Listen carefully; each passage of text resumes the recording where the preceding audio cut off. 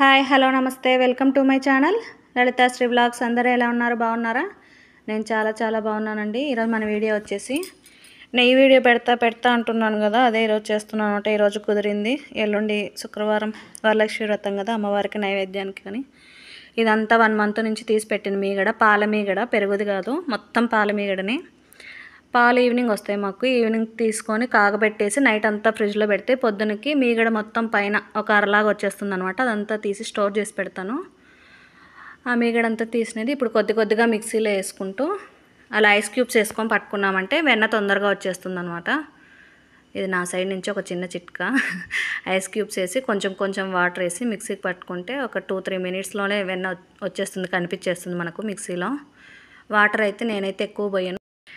అట్లా కొంచెం వాటర్ పోసుకొని మిక్సీకి వేసుకుంటే అలా వెన్న వచ్చేస్తుంది. అదంతా మొత్తం ఒక గిన్నెలోకి అయితే తీసి పెట్టుకుంటున్నాను. అలా మిగిలిన మీగడ మొత్తం మిక్సీ పట్టేసుకొని వెన్న తయారు చేసుకొని గిన్నెలోకి అయితే తీసి పెట్టేసుకున్నాను. అలా వెన్న మొత్తం ఒక గిన్నెలోకి తీసి పెట్టేసుకున్నాను. అదిగో చూసారు కదా ఎంత వెన్న వచ్చిందో. ఇప్పుడు 2 గిన్నెలలో అయితే నీళ్ళు తీసుకున్నానండి. బాగా క్లీన్గా రావాలంటే 3 గిన్నెలలో వాష్ చేసుకున్నా బాగుంటుంది. 2-3 సార్లు అయితే బాగా కడగాలండి వెన్నను. పాల మీగడ కదా, అందులో నెల నుంచి తీసి పెట్టాను కాబట్టి కొద్దిగా స్మెల్ లాగా వస్తుందన్నమాట నెయ్యి చేసినప్పుడు.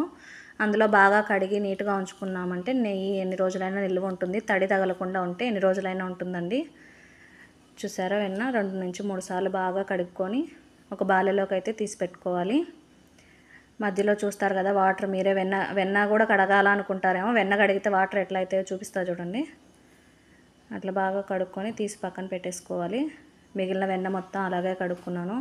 ఆ 2 గిన్నెలలోనే వాటర్లే కాదండి, మళ్ళీ పడేసుకొని మళ్ళీ పట్టుకొని మళ్ళీ కడుక్కున్నాను. చూసారా వాటర్ ఎట్లయినాయో తెల్లగా. మొత్తం అట్లా బాగా కడిగేసుకొని మొత్తం వెన్న మొత్తం తీసి పెట్టుకోవాలి. నీళ్ళు అయితే మధ్యలో మార్చుకుంటూ కడుక్కోవాలండి వెన్నని. ఒకటే నీళ్ళల్లో అయినా కానీ బాగా వాష్ కాదనమాట. 2-3 సార్లు నీళ్ళు మార్చుకొని బాగా కడగాలి. అలా కడిగి వెన్న మొత్తం తీసి పెట్టుకున్న తర్వాత ఇప్పుడు స్టవ్ ఆన్ చేసి స్టవ్ పైన పెట్టుకొని బాగా కరగబెట్టుకోవాలి. ఫస్ట్ ఒక 5 మినిట్స్ వరకు అయితే హైలోనే పెట్టి కరగబెట్టాను. తర్వాత 5 మినిట్స్ తర్వాత సిమ్లో ఉంచాను, ఎందుకంటే అడుగంటుతుంది కాబట్టి.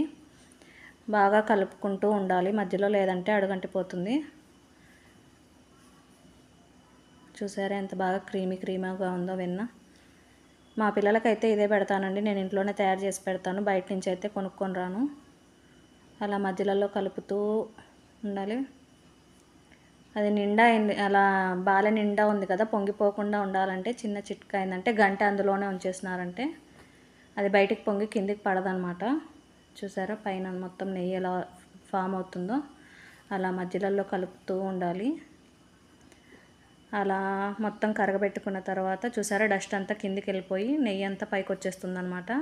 నాకైతే ఈ మొత్తం వెన్న కరిగి నెయ్యి అవ్వడానికి దాదాపు 20-30 నిమిషాలు అయితే పట్టిందండి, సిమ్లో పెట్టి బాగా ఉడకనివ్వడానికి. హైలో పెడితే కూడా తొందరగా ఉడుకుతుంది కానీ తొందరగా చెడిపోతుంది కూడా. సిమ్లో పెట్టి బాగా ఉడకబెట్టుకున్నామంటే ఎక్కువ కాలం నిల్వ ఉంటుంది. అలా మొత్తం బాగా ఉడికిన తర్వాత 2 తమలపాకులు వేసి అవి చిటచిట అని వేగేంత వరకు ఒక 2 మినిట్స్ పాటు ఉడకనివ్వాలి.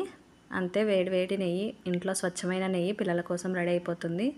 రేపు శుక్రవారం అమ్మవారికి నైవేద్యాలు చేయడానికి చేశానమాట. చూసారా ఎంత నెయ్యి వచ్చిందో. ఆల్మోస్ట్ ఒక 3/4 కేజీ నెయ్యి అయితే వచ్చిందండి. 3/4 వరకు వచ్చేసింది.